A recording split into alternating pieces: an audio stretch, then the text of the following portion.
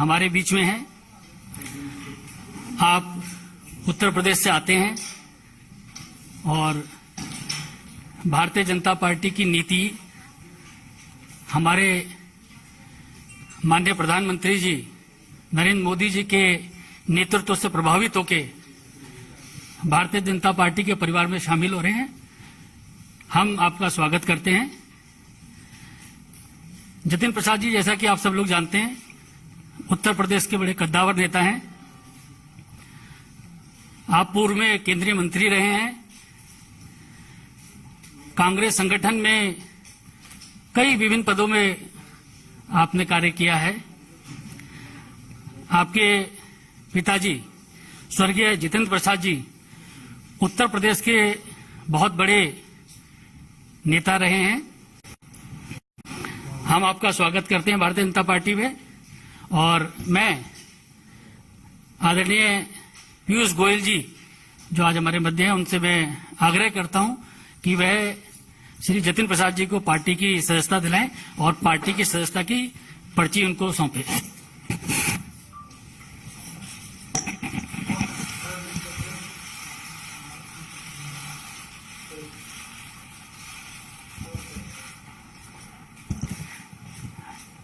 आदरणीय पीयूष गोयल जी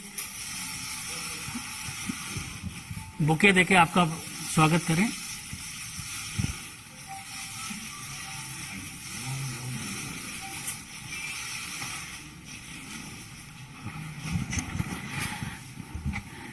इस अवसर पर मैं केंद्रीय मंत्री आदरणीय पीयूष गोयल जी से आग्रह करूंगा कि जतिन प्रसाद जी का शब्दों के माध्यम से स्वागत करें। आदरणीय पीयूष गोयल जी। धन्यवाद अनिल जी। माननीय जितेंद्र प्रसाद जी ने बहुत ही छोटी आयु से उत्तर प्रदेश की सेवा में अपना पूरा जीवन झोंक दिया। मुझे अभी भी याद है, शायद इनकी उम्र शायद सिर्फ 27 वर्ष की थी जब आकाशात्मक एकदम सडनली उनके पूज्य पिताजी का देहांत हुआ। और ये मुंबई में तब काम करा करते थे, बहुत अच्छे पद पर थे। दोन स्कूल से पढ़ाई की, श्री राम कॉलेज से, दिल्ली के विख्यात कॉलेज से पढ़ने के बाद एमबीए करने के बाद अपने काम में लगे थे जब बहुत छोटी उम्र में उनको परिवार को ये धक्का पड़ा। लेकिन छोटी आयु में भी उन्होंने जिस प्रकार से पूरे उत्तर प्रदेश में दौरा किया, उत्तर प्रदेश के अलग अलग जिलों में जाके अपनी प्रतिभा से, अपने काम से लोगों का दिल जीता। 2 बार पार्लियामेंट में अच्छे मतों से जीते। पहली बार शाहजहांपुर से 2004 में, और जिस प्रकार से उन्होंने पूरे उत्तर प्रदेश की राजनीति में एक बहुत प्रमुख भूमिका वर्षों वर्षों तक निभाई, वो हम सब देखा करते थे। इनके पिताजी का भी बहुत बड़ा योगदान था वर्षों वर्षों तक कांग्रेस में, और कांग्रेस पार्टी हो, कांग्रेस की सरकारें हो, उसमें बिना कोई पद के उन्होंने जिस प्रकार से सेवा करी थी देश की, वो हम सब भली भांति याद करते हैं। केंद्र सरकार में भी मेरे मित्र जितेंद्र जी अलग अलग विभागों को देख चुके हैं। मिनिस्टर के नाते काफी बड़ा अनुभव है उनका, चाहे वो इस्पात मंत्रालय हो, चाहे पेट्रोलियम एंड नेचुरल गैस हो, चाहे वो सड़क परिवहन हो या एजुकेशन मिनिस्ट्री, चारों में उन्होंने अपनी छाप छोड़ी थी। मुझे तो एक पर्सनल अनुभव भी है।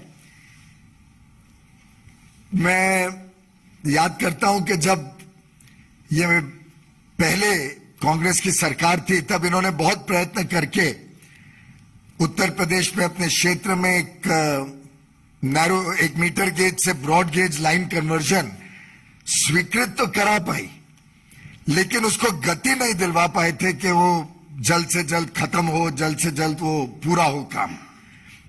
मोदी जी की सरकार 2014 में आए तब ये सांसद नहीं रहे, लेकिन उत्तर प्रदेश की जनता की सुविधाएं सुधरे, उत्तर प्रदेश में अपने क्षेत्र में काम चालू रहे, उसके लिए लगातार पीछे पड़े रहे और रेल मंत्रालय के पीछे ऐसा पड़े रहे कि उन्होंने उस प्रोजेक्ट को कंप्लीट करवाया मोदी सरकार आने के बाद।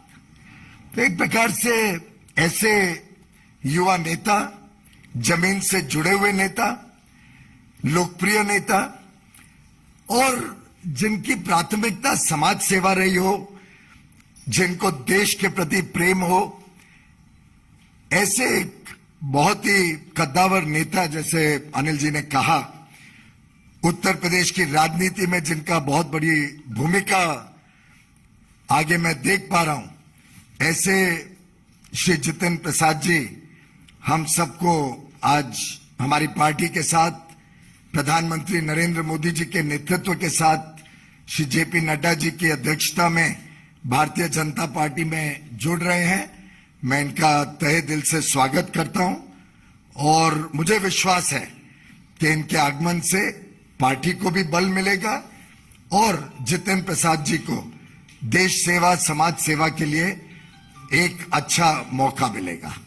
जितेंद्र जी, आप भी कुछ कहना चाहें? बहुत बहुत धन्यवाद आदरणीय पीयूष गोयल जी, आपने जो मेरे बारे में जो वक्तव्य रखा। अनिल बलूनी जी, आपका भी धन्यवाद। सर्वप्रथम तो मैं आज के इस दिन भारतीय जनता पार्टी के राष्ट्रीय अध्यक्ष श्री जेपी नड्डा जी, देश के यशस्वी प्रधानमंत्री आदरणीय नरेंद्र मोदी जी, देश के कर्मयोगी गृह मंत्री आदरणीय अमित शाह जी और समस्त भारतीय जनता पार्टी नेतृत्व का मैं धन्यवाद अर्पित करता हूं कि उन्होंने आज इस भारतीय जनता पार्टी परिवार में मुझे सदस्यता और सम्मान दिया है। और ये मेरे राजनीतिक जीवन का एक नया अध्याय शुरू हो रहा है। जैसे कि आप जानते हैं, मेरा कांग्रेस पार्टी से 3 पीढ़ियों का साथ रहा है। तो ये महत्वपूर्ण निर्णय जो मैंने लिया है, बहुत विचार मंथन और सोच के बाद मैं इस फैसले पे पहुंचा हूं। और सवाल ये नहीं है आज कि मैं किस दल को छोड़ के आ रहा हूं, मगर सवाल ये है कि किस दल में जा रहा हूं और क्यों जा रहा हूं। ये मैंने पिछले कुछ वर्षों से 8-10 सालों से महसूस किया है अपने अनुभव में, राजनीतिक जीवन में, लोगों से मिलकर भ्रमण करके देश भर में, कि अगर आज कोई इस देश में असली माने में कोई राजनीतिक दल है जो संस्थागत इंस्टीट्यूशनल दल है, वो भारतीय जनता पार्टी है। बाकी दल तो व्यक्ति विशेष और क्षेत्र के हो गए, मगर राष्ट्रीय दल के नाम पे अगर आज भारत में कोई दल है तो भारतीय जनता पार्टी है।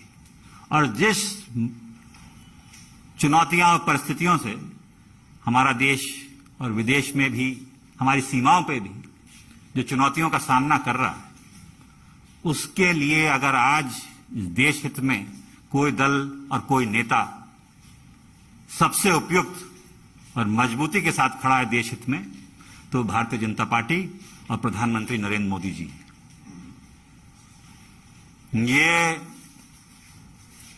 जो दशक है, ये भी मैंने एक वक्तव्य सुना था प्रधानमंत्री जी का, कि निर्णायक होगा भारत के लिए और आने वाली पीढ़ियों के लिए। भारत विश्व पटल पे क्या भूमिका निभाएगा, वो यहां सरकार तय करेगी और नेतृत्व तय करेगा। और प्रधानमंत्री जी रात दिन भारत की सेवा में निस्वार्थ लगे हुए हैं। हम देखते आए हैं, हमने चुनौतियों का सामना भी किया, जनता ने हमें दरकिनार भी किया है, तो हम जानते हैं कि उनके प्रति देश की भावना क्या है, प्रधानमंत्री जी के प्रति।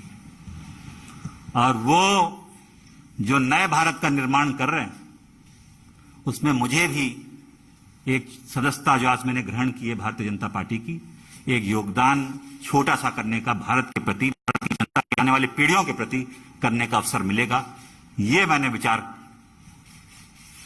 करके इस निर्णय पे पहुंचा।